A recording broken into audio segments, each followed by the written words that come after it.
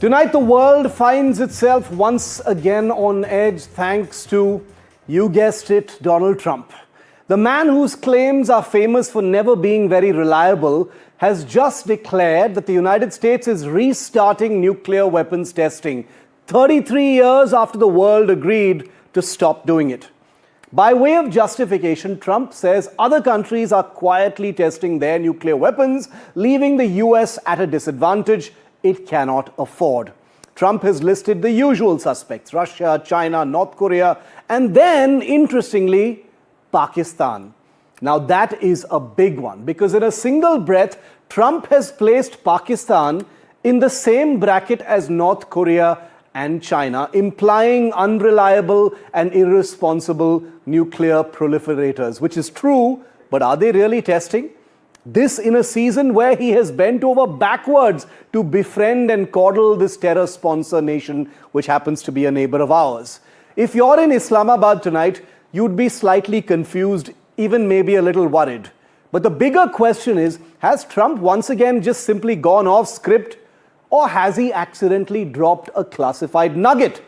Is it even possible to conduct nuclear tests secretly in this era of seismic sensors, satellite surveillance, and global monitoring systems?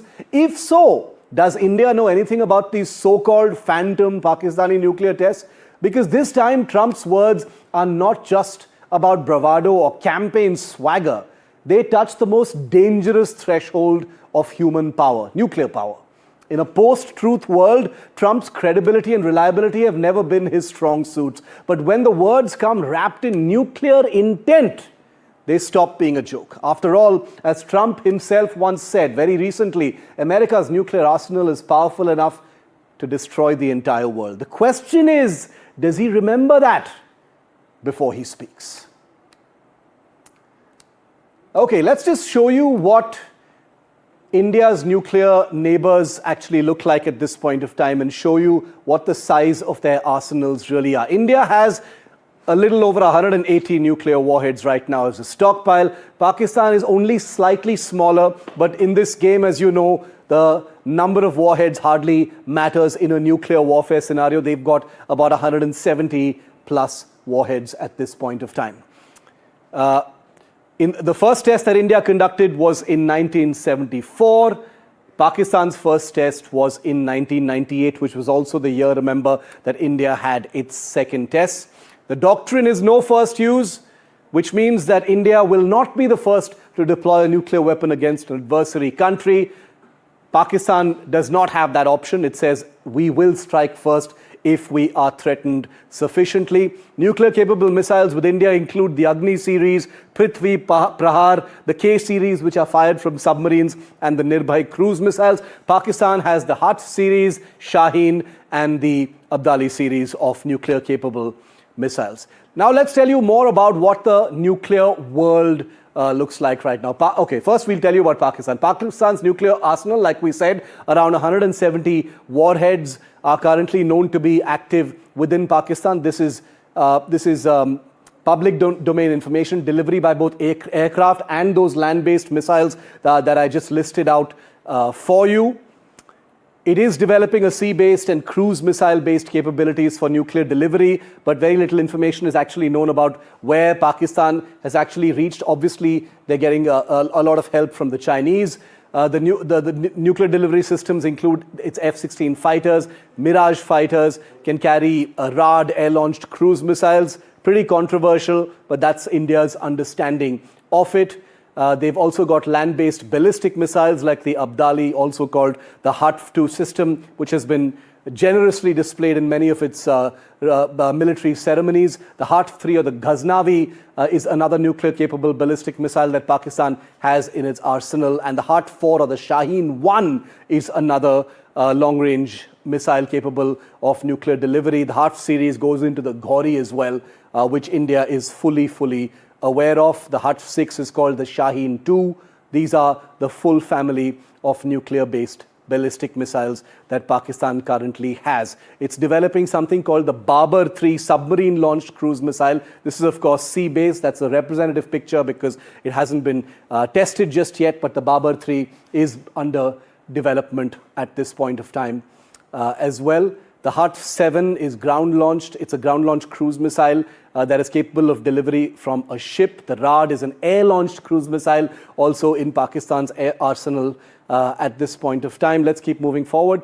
Okay, now I want to show you, we've shown you enough of the Pakistani missiles. Let's show you what the global map of nuclear weapons and nuclear capabilities actually looks like. Let's remove this graphic. Let's bring in the world map now and show you what a nuclear world looks like. The United States, by far the biggest nuclear power in the world, the only country that has dropped a nuclear weapon in a combat scenario, 5,225 nuclear warheads in the United States. Let's move this as quickly as possible. 225 nuclear warheads in operation with the United Kingdom, 290 with France, far smaller than them, but remember there's NATO as well. Israel is understood to have about 90 nuclear warheads. Pakistan, like I just showed you, has a little over 170. India has 172, close to about 180. Russia has 5,580, almost on par with the United States. China has about 600 warheads. That number could actually be a little higher. North Korea is supposed to have about 50. Very little information is really available as to what those nuclear capabilities really look like, but they do test them from time to time. So you've got Donald Trump say that Russia, China, North Korea, and Pakistan are testing nuclear weapons quietly, and therefore it's a justification for the US continuing to test nuclear weapons 33 years after they last tested a weapon. My questions tonight, number one, has Trump ordered nuclear testing, or has he ordered something else, maybe missile delivery tests or something like that? Because a nuclear test by the United States hasn't happened since 1992, 33 years ago. So is he restarting something that's not happened for over 3 decades? Question number one. Number two, will Trump trigger a fresh nuclear arms race as a result of this announcement and action? Number three, Trump claims Pakistan is testing nuclear weapons. Is this true or false? We can never tell with Trump, so it's a question that legitimately can be asked tonight. Number four, has Trump jeopardized global nuclear safety by speaking off the cuff, or has he really put out specific verified information? And does India need to take any special measures as a result of the US president saying that Pakistan is testing nuclear weapons? Vishnu Shom, our senior managing editor, is with us. Vishnu, what is your understanding of what Trump has actually said, with Pakistan being mentioned in the same breath as China, North Korea, and Russia in testing nuclear weapons? Donald Trump's announcement or statement in an interview that Pakistan is one of the nations involved in nuclear tests potentially done deep underground has caught the entire world by surprise. It certainly appears to have caught Islamabad by surprise as well, because after that interview and after that particular statement, which has huge global ramifications, there has been no response from Islamabad. There has been nothing from the Pakistani Foreign Ministry at this juncture. This, of course, comes at a time when Pakistan is particularly close, it appears, with the United States. It would be interesting to see if there is a denial from Islamabad of them having done these tests. On the other hand, if there is a confirmation, then that opens up an entire Pandora's box. Remember, Pakistan is not a signatory to the Comprehensive Test Ban Treaty or to the Nuclear Non-Proliferation Treaty, so they can, in a sense, go ahead and do their tests. There is, however, a sense that no nation would willingly want to do this, because there is always the possibility of sanctions, there is always the possibility of international condemnation. India, remember, after our Pokhran 2 tests, when Prime Minister Vajpayee was at the helm, announced a unilateral moratorium, saying that we have done what we wanted to, we've tested different kinds of warheads, we don't feel the need to test any more. Pakistan at that juncture appeared to have said something similar. But if they've actually gone ahead and they've done this, then that opens up, an entire system or an entire set of messages which New Delhi would be loath to ignore. And joining me live to make sense of what is easily being seen as one of the most controversial remarks by the US president himself, despite the trouble he's had with credibility of many of the claims he's made in the past. Dr. Brahma Chellaney, one of India's most well-regarded strategic affairs experts, and Professor Rajiv Nayan, Professor at the Nelson Mandela Center for Peace and Conflict Resolution. He's also a nuclear security expert. Welcome to the both of you. Thanks very much for being with me. Dr. Chellaney, to you first. What did you make of Trump's remarks on the restarting of nuclear tests by the United States, but more specifically on his mention of Pakistan, sir? I think what's interesting is that Trump's own energy secretary has contradicted him. Energy secretary has clarified that US testing would not involve nuclear explosions. It'll involve what he called non-critical explosions, also known as subcritical nuclear tests.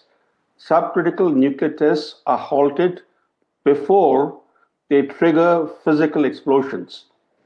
The US has been doing subcritical nuclear tests ever since it stopped doing nuclear explosive testing in 1992. So over the last so many years, it's been doing subcritical tests quietly. In fact, a number of countries do subcritical tests, including Russia, Then China. why the need to say that we're going to start doing it again? Can you explain that, sir? Sorry? Then why did Trump feel the need to say we're going to start these tests again if they've been doing it all along? The thing is that he's playing to the public gallery. He's trying to project toughness, but his order to resume testing was little more than an empty boast. It was just a boast. He's trying to play to his MAGA base at home. He's trying to act tough because Russia, as you know, in recent days has conducted tests of delivery vehicles that are not only nuclear capable, but nuclear powered delivery vehicles. This is a new technological leap in the arms race. And that really has rattled Washington. Questions were being asked in Washington as to what the US response would be. And I think in response to those concerns, Trump abruptly announced that he has ordered a resumption of testing. But now, as we know from the Energy Secretary's own public words, that the US testing would not involve nuclear explosions. So it will remain subcritical nuclear testing. So in other words, Trump's words are nothing more than a boast.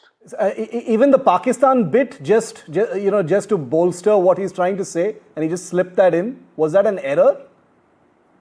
The thing is that Trump has little regard for facts. He disregards even basic facts. Yeah. For example, it's well known that Russia last conducted a nuclear test in 1990, China in 1996, North Korea in 2017. And there is no indication, certainly not from US intelligence, because otherwise it would appear in American media, that Russia, China, or North Korea, either of them has conducted a nuclear test. As far as Pakistan is concerned, the last known test for Pakistan was in 1998. There is no evidence whatsoever that Pakistan has done any kind of testing recently or in the years that followed 1998 tests of Pakistan. So I think he just slipped in Pakistan too, because in the interview, 60 Minutes interview, the questionnaire was quite probing. She asked, she interrupted Trump repeatedly, and when he talked about Russia and China, and she asked Trump again that these were tests of delivery vehicles. And then at that point, he said North Korea is testing, Pakistan is testing. He just put in things which are not factually right. Okay, Professor Nayan, an empty boast perhaps, but does this have any nuclear security implications? There's been quite a degree of nuclear saber rattling, especially in the post-Russia-Ukraine war scenario. What do you make of Trump's comments beyond just being an empty boast? Are there any implications for the world, sir? No, this nuclear saber rattling could be one issue. But if you go through the United States nuclear establishment's positions, at least ever since President Obama took over, The nuclear establishment has not been happy with what just now Brahma Chellaney described, subcritical tests. They found it slightly unreliable. They may have been conducting it, other countries may have been conducting it. But if you go through the debates, or if you go through the documents produced or generated by the US establishment, you will find that they are clamoring for, they are looking for the real, quote unquote, real test. And you can recollect when Secretary Kelly, or that time he was just the leader of the Democratic Party, and he just promised to ratify CTBT and go for just freezing the nuclear test. Yeah. There was strong resistance from the US nuclear establishment. And the United States Institute of Peace had commissioned a study on behalf of the US Congress. And there was a deep division on the issue of future tests, future nuclear tests. And generally, and it was inconclusive. The last chapter of that report was inconclusive. And they did not take any position because the committee was divided and they wanted to conduct a few more tests. And this is one. Again, immediately or around that time only, the Pentagon had also come out with the report, and they viewed, or they noted that US nuclear industry is quite aged. Yeah. Nuclear arsenals are aging, infrastructure is cracking, plus their equipments are in bad shape. So they have to strengthen the US nuclear industry. No, absolutely. And they say that we had over-focused on aerospace industry. So they said if you have to maintain your nuclear arsenals, you have to, if you have been believing in nuclear deterrence, you have to have a secure, prepared nuclear arsenals. No, absolutely. This question has been dogging the US nuclear establishment. Yeah, you're right. Obsolescence is an issue that has been, that has come up from time to time. Dr. Chellaney, we are talking after all about weapons of mass destruction. Would these comments by Trump have, triggered any alarm or any action within India's security establishment, or would our people have known that these are Trump facts? There's been concern globally that Trump's order to resume testing could create a return to the tensions of the Cold War and trigger a fresh round of arms racing. And as far as India is concerned, as you know, that in India, when India conducted its nuclear weapon tests in 1998, it became a nuclear weapons state by conducting only a handful of tests. Compare that with the scores and scores of nuclear weapon tests that the US, the Soviet Union, China have conducted. Even France and Britain, the number of tests they've conducted, sometimes in collaboration with the US. The reason why India was satisfied with conducting a handful of nuclear weapon tests is that modern nuclear testing relies primarily on computer modeling plus subcritical nuclear tests. Subcritical nuclear tests are very important because the data from such tests is used to refine advanced computer simulation codes and to assess the effects of aging on the nucleus stockpiles components. So with these two things, computer modeling and subcritical tests, you no longer need physical testing of nuclear devices. And therefore, Trump's remarks created a lot of confusion and anxiety, but his own energy secretary has now clarified that's right. that a physical resumption of physical testing is not what the president meant. We live in a world, it's a theater of the absurd in many ways. I'm out of time, but it's incredible that something as serious as a statement on the resumption of nuclear tests requires a clarification, after the whole thing has gone all around the world, literally like a shockwave. And you've got the security establishments in countries across the world looking into it, debates of this kind taking place, questions being answered and the Energy Secretary issuing that clarification. But that is Trump's world that we live in right now, and we've got to live in it. Thank you very much, Dr. Chellaney and Professor Nayan, for being with me on this complicated issue, and I'm thankful that we've been able to decode how to actually understand it. This is the world of Trump's facts.